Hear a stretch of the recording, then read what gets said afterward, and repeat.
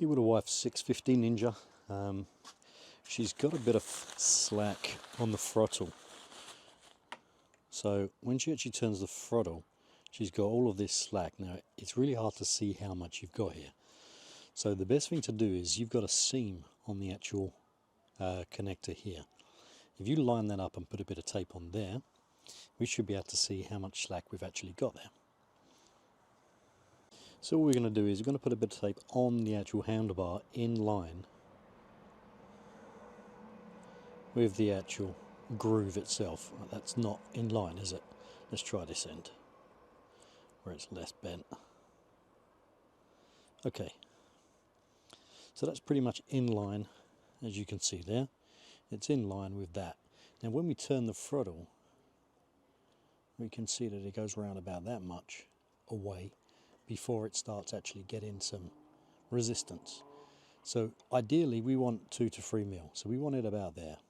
So we need to adjust that. The best way to adjust it is we come under here. We only need to use fingers for this. You have a adjuster screw here and you have a lock nut here. So all we're going to do is we're going to unwind the adjuster screw, and then we're going to check again. That's too much. I can't even get it past that line now. So what we want to do is we want to tighten that back up a bit. A little bit more. We're about 2 mil now. So that's pretty much ideal. Then we're going to get the lock nut and we're going to spin that round to tighten it up. I'll go from here to tighten it up so that we cannot go any looser. Just to double check.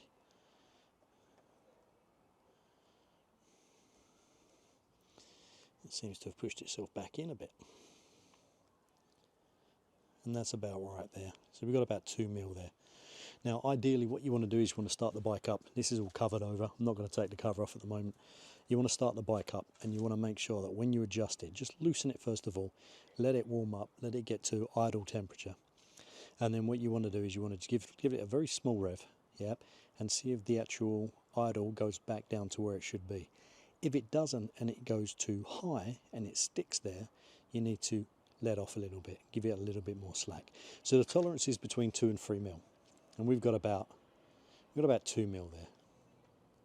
So I think we should be good. But we'll start the bike up and we'll test that a little bit later on.